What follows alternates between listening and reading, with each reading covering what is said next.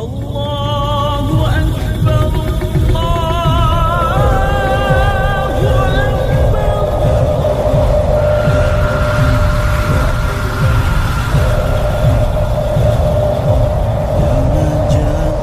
Pak Ustadz, kenapa Allah menguji seorang hamba? Apa tak tahu Allah dia beriman atau tidak? Allah Maha tahu. Lalu kenapa diujinya? Allah mau kasih tahu si hamba itu dia layak tidak disebut beriman. Allah menguji apakah karena Allah tak tahu? Allah Maha tahu. Wa na'lamu ma tuwaswisu bihi nafsuh. Apa yang berbisik-bisik dalam hatinya kami tahu. Lalu kenapa dia uji? Nampaknya Allah tak tahu saya ini beriman apa tidak, makanya dia uji saya. Allah Maha tahu. Wa huwal alimul khabir. Dia Maha tahu yang tersurat, yang tersirat, yang berbisik, yang terucap, dia tahu. Lalu kenapa dia uji? Dia mau ngasih tahu kamu layak apa tidak disebut orang beriman. Dia mau ngasih tahu kamu yang tiap hari mengatakan asyhadu an la ilaha illallah wa asyhadu anna muhammadar rasulullah, amantu billah, raditu billahi rabba, wa bil islami dina, wa bi muhammadin nabiyya wa rasula, wa bil qur'ani imama. Layak tak kau ucapkan kalimat itu? Maka diujinya. Maka ketika ujian itu datang jangan terkejut, karena orang yang mengaku S2 pastilah dia diuji tesisnya. Orang yang mengaku doktor pastilah diuji disertasinya.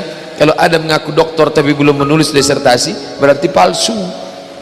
Kalau ada mengaku layak menjabati suatu tempat tapi belum teruji berarti palsu. Yang palsu tak layak untuk menerima hadiah.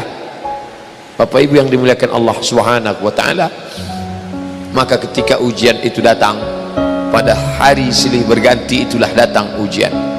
Wala nabluwannakum bisyai'im minal khauf. Kami uji dia dengan takut. Ujian yang pertama khauf, takut. Yang kaya takut miskin, yang senang takut susah, yang sayang pada anak takut anak mati, yang sayang pada ayah takut, yang punya istri takut istrinya meninggal, yang punya suami takut suaminya mendahului dia. Takut. Apakah takut itu bisa membuat orang menjadi kafir? Ya, saking takutnya miskin menghalalkan segala cara yang mestinya bukan hak milik dia, dipindah alih nama, menyogok riswah, memakan dengan cara batil. Mengapa orang menjadi menghalalkan segala cara? Yang pertama karena takut. Betapa rasa takut kalau sudah menguasai orang, dia bisa membuat orang menghalalkan segala cara. Seorang istri terlalu takut kehilangan suami, bisa jadi dia menjadikan cara-cara yang tidak disyariatkan Allah. Dandanannya tidak lagi menurut tuntunan Al-Quran, raut wajahnya tidak lagi memakai pakaian yang dibenarkan syariat Islam. Apa yang membuat orang melakukan perbuatan haram? Takut. Artis ingin eksis di panggung hiburan, maka dia buka yang tidak semestinya dilihat oleh bukan mahramnya. Apa yang membuat orang takut? Takut, takut, takut. Walanabluwannakum bisyai'im minal khauf. Kami uji kalian dengan rasa takut. Walju', lapar. Lapar, di mana letak lapar? Perut. Berapa panjang perut? Sejengkal.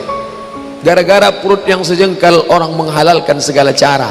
Sejengkal perut, sejengkal di atas pusar, sejengkal di bawah pusar. Nafsu perut, nafsu syahwat. Kedua-dua nafsu ini membuat orang menjadi menghalalkan segala cara haram. Mati, sakit, takut mati, takut sakit, takut susah, takut melarat. Wathamarat, takut buah-buahan hilang, takut paceklik, takut kemarau panjang, sampai-sampai meminta kepada setan, sampai-sampai memandikan kucing, sampai-sampai membuat sajen. Gara-gara apa itu semua? Takut, takut, takut. Wabasyiris sabirin. Berikanlah kabar gembira kepada orang-orang yang sabar. Siapa itu? Alladzina idza asabathum musibah. Orang-orang yang ketika dia ditimpakan ujian itu, apa kata mereka? Qalu, mereka berkata, inna lillah wa inna ilaihi raji'un. Jangankan harta kami, jangankan anak kami, jangankan suami kami, jangankan rumah kami, jangankan jabatan kami, inna lillah, diri kami ini pun milik Allah, bukan punya kami. Kalau dia yang punya, apa salahnya dia ambil? Maka ketika harta diambil, salah satu yang membuat manusia kehilangan ketika dia merasa memiliki. Ini punya saya, ini milik saya. Kalau orang sudah terlampau memiliki, maka ketika hilang muncul kekecewaan, salah sangka. Makanya kita ini selalu sering salah sangka. Kita sangka punya kita, padahal bukan punya kita. Lillahi ma fis samawati wa ma fil ard. Apa yang di langit, apa yang di bumi, lillah, bukan punya kamu. Kenapa? Kalau sampai kita katakan punya kita, lalu ketika dia hilang kita stres, kita depresi.